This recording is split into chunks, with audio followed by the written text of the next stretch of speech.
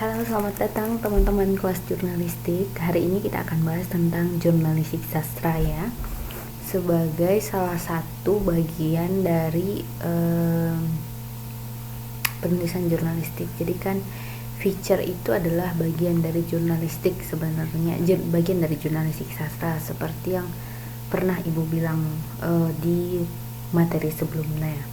Nah, jadi untuk memahami jurnalistik sastra itu kita harus tahu dulu norma-norma atau kaidah-kaidah dalam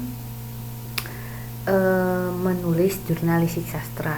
Nah, ada beberapa norma yang harus teman-teman pahami, ada sekitar 8 norma. Yang pertama itu, jurnalistik sastra itu nggak bisa langsung jadi seperti berita-berita yang strike news ya. Jadi kalau misalnya strike news sekali lihat karena kita berkejaran dengan waktu, maka beritanya harus cepat naik, cepat diliput. Sedangkan sedangkan jurnalistik sastra itu harus mengalami satu fase yang disebut dengan fase riset. Ya. Jadi ada riset mendalam sebenarnya kalau di jurnalistik sastra itu yang melibatkan diri kita dengan subjek. Ya, biasanya misal gini, kalau teman-teman lihat di judul ini ya, sebelum kopi sampai ke cangkir. Nah, itu kan sebenarnya ceritanya tentang proses pembuatan kopi dari awal pemetik sampai nanti ke roasting dan segala macam gitu prosesnya. Nah, ini dibutuhkan riset yang mendalam, jadi nggak bisa sekali lihat langsung gitu. Atau misalnya pada contoh berikut, tong setan bukanlah atraksi melainkan dunia lain. Nah, ini kisah tentang pasar malam. Mungkin teman-teman pernah ya lihat pasar malam yang sepeda motornya itu bisa mengelilingi si dindingnya. Nah, jadi kisah ini tidak bisa diambil dalam satu kali, tapi butuh kedalaman penulis untuk ikut terjun langsung bersama objek yang akan dia teliti gitu. Nah, atau contoh ini misalnya berjibaku mengurus 2 dapur saat penggebluk gitu. Jadi ini berkisah tentang pandemi. Nah, jadi riset ini ya sangat diperlukan sekali dalam menulis jurnalistik sastra. Butuh waktu yang lama, berhari-hari, bahkan bisa berminggu-minggu sebenarnya untuk melakukan riset terhadap subjek yang akan kita tulis gitu. Nah, terus selain riset apalagi sih yang diperlukan ya? Yang kedua adalah kejujuran, ya, jujur pada pembaca dan jujur terhadap sumber berita. Artinya begini, meskipun kita menulis sastra, kita tidak boleh menggiring opini. Kita tidak boleh memasukkan opini kita ke dalam tulisan tersebut, ya. Ingat, tidak boleh beropini. Kita hanya boleh menyampaikan fakta, ya. Nah, contoh begini, mungkin saya akan langsung masuk kepada poin ketiga, yaitu fokus kepada peristiwa-peristiwa rutin. Kita lihat di sini ya. Tadi Ibu sempat bilang kalau kita tidak boleh memasukkan opini, kita harus memasukkan fakta. Nah, cuman ya gaya bercerita sastra itu harus ada dalam tulisan ini. Teman-teman bisa lihat di sini. Sebuah rumah kecil berukuran sekitar 7x3 meter di kawasan Pekayon Jaya, Bekasi Selatan. 7x3 itu memang kecil teman-teman, itu bukan opini, tapi itu fakta ya. Terus tercium pula aroma bahan kimia yang berasal dari cat-cat yang digunakan Hartono melakoni pekerjaannya. Nah, ada aroma ya, dia tidak mengatakan aroma menyengat gitu, tapi dia menyatakan bahwa ini adalah aroma bahan kimia. Nah, disinilah kekhasan jurnalistik sastra itu, sekali lagi tidak memasukkan opini tapi memasukkan fakta ya. Atau misalnya teman-teman bisa lihat di sini, perajin ikat survive berkat masker tenun gitu. Nah, mereka terpukul pada 3 bulan pertama COVID melanda Jawa Timur. Nah, ini fakta. Cuman pemilihan katanya menggunakan pilihan kata-kata yang sastra, ya. Kan sempat ya sebenarnya ada riset yang menyatakan bahwa selama 3 bulan pertama COVID itu hampir semua perekonomian itu lumpuh gitu. Nah, terutama yang berkaitan dengan crafting ya, yang berkaitan dengan kerajinan tangan. Nah, yang menarik ya di poin ketiga ini, jurnalistik sastra itu sebenarnya kita harus fokus pada peristiwa-peristiwa rutin yang tidak dilihat dalam straight news, teman-teman.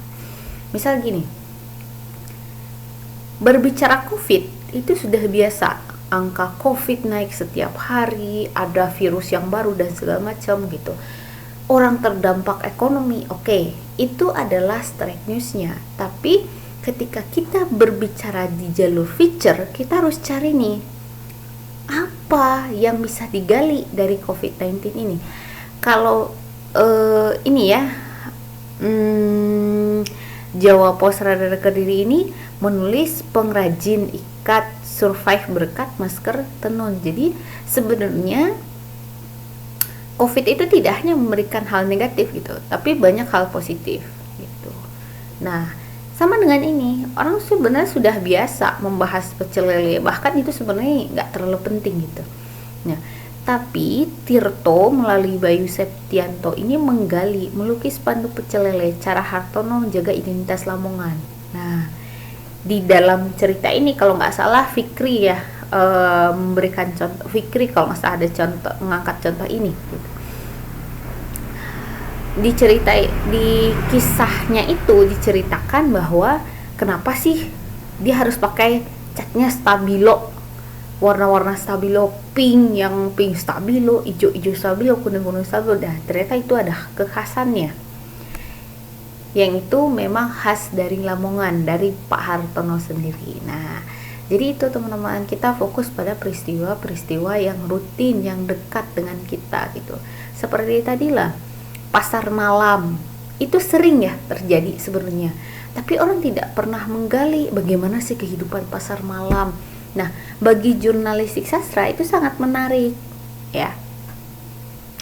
Oke, selanjutnya kita keempat ya, menyajikan tulisan yang akrab, informatif, dan manusiawi. Artinya akrab itu ketika kita menulis sebagai seorang jurnalis ya,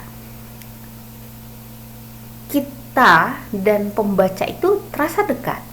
Contoh misalnya, terasa dekat itu berarti kan ada bahasa-bahasa yang mudah ya dipahami. Contoh misalnya gini, faktor lain yang membuat Hartono gantung wajan. Siapa sih yang hari ini nggak tahu gantung wajan? Gantung wajan itu kan artinya pensiun. Adalah bosan kucing-kucingan. Nah, kucing-kucingan semua orang juga tahu. Kucing-kucing itu sembunyi-sembunyi ya, dengan Satpol PP ataupun preman membuat berpindah-pindah tempat lokasi berjualan. Nah, jadi sebenarnya ini kan informal ya teman-teman, gantung wajan, kucing-kucingan gitu. Itu kan bahasa-bahasa informal. Bahasa-bahasa inilah yang kemudian mendekatkan kita sebagai penulis dengan khalayak kita ya. Nah, terus gaya penulisannya bagaimana sih gitu? Gaya penulisannya sederhana ya. Sederhana, tidak upayakan untuk tidak menggunakan istilah-istilah yang ilmiah ya. Karena balik lagi kepada fungsi feature itu, dia menghibur ya, menghibur khalayak ramai. Artinya sasaran kita tuh lebih luas. Nah, seperti begini, kita lihat ya tulisannya, kelabakan. Begitulah Zubaidah Tambunan, petani asal desa Aik Nagaga, Asahan, Sumatera Utara, menggambarkan kesehariannya selama setahun ini. Sebagai ibu ada rasa stres yang melanda karena mesti sering mendengarkan celoteh anak-anak. Misalnya urusan smartphone untuk sekolah daring. Anak-anak saya sulit bergantian. Kalau si kakak punya, adik juga ikut meminta. Nah, ini kan bahasa sederhana yang sangat dipahami oleh ibu-ibu. kelabakan mengurusi pandemi. Kalau dia punya 3 anak, tiga-tiganya harus menggunakan smartphone, sedangkan dia cuma punya 1 smartphone gitu.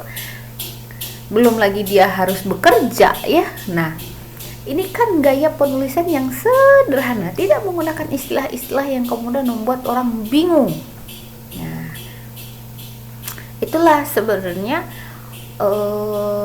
keunggulan dari anak jurnalistik ya, karena mereka memahami bagaimana penggunaan diksi yang baik agar itu bisa dipahami tapi tetap ada daya ikat dengan pembacanya.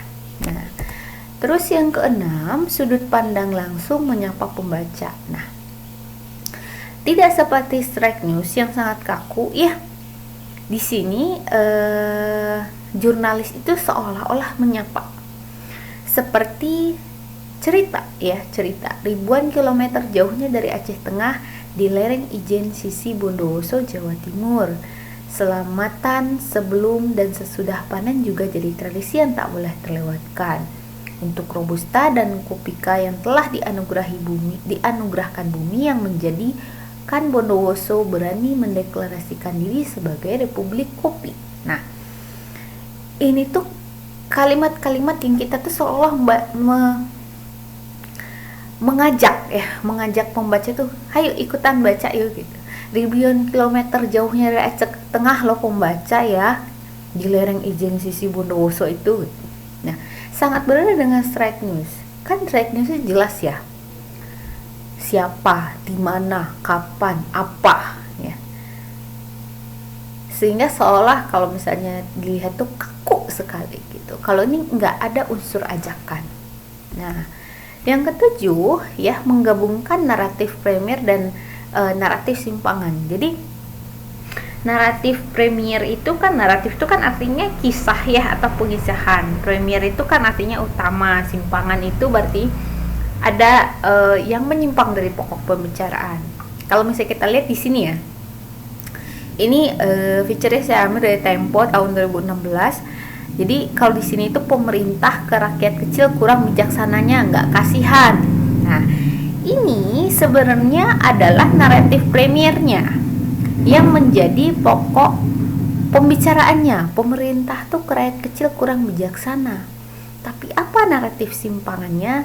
Daliman menunjuk rumah bercat hijau 1 lantai tepat di seberang pos kamling. Tempatnya menghabiskan sisa malam. Pria berkaus hitam dengan celana pendek coklat ini sudah pasrah. Nah, ini dari Daliman sampai sudah pasrah ini adalah naratif simpangan. Poinnya sebenarnya jurnalis itu mau cerita pemerintah tuh ke rakyat kecil kurang bijaksana. Disinilah permainan seorang jurnalistik sastra. Dia tidak boleh mengungkapkan opininya, dia tidak boleh mengungkapkan kekesalannya kepada pemerintah, tapi dia bisa menggunakan narasumbernya untuk beropini begitu. Tapi harus hati-hati ya. Nah, itu harus balik lagi, harus jujur, itu keluar dari sumber berita kita. Jadi pemerintah ke rakyat kecil kurang bijaksananya, nggak kasihan. Nah, di sini ditambahkan naratif simpangannya, ya. Nah, atau kita lihat di sini, ya. Daliman dan keluarga milih bermalam di lokasi eksekusi. Tempat tinggal belasan tahun. Akan diratakan pukul 7. Akan diratakan pukul 7 inilah informasi utamanya, teman-teman. Tempat tinggalnya selama belasan tahun itu bukan informasi utama. Ya, jadi itu bukan cerita utamanya, tapi itu cerita simpangannya. Nah, terakhir, apa sih yang kita pahami dari norma jurnalistik sastra itu? Menanggapi reaksi sekuensial pembaca itu maksudnya gini, logikanya pembaca kita itu ketika mendengarkan kisah yang kita tuliskan ini tuh bagaimana gitu, sehingga kita bisa menggambarkan apakah dia akan sedih, dia akan senang gitu. Nah, itulah yang menjadi perhatian bagi para jurnalis sastra ya.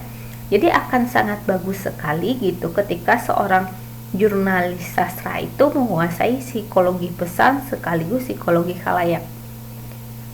Jadi dia tahu nih khalayak dia itu seperti apa, maka cerita yang bagaimana yang harus dia sampaikan kepada khalayak gitu.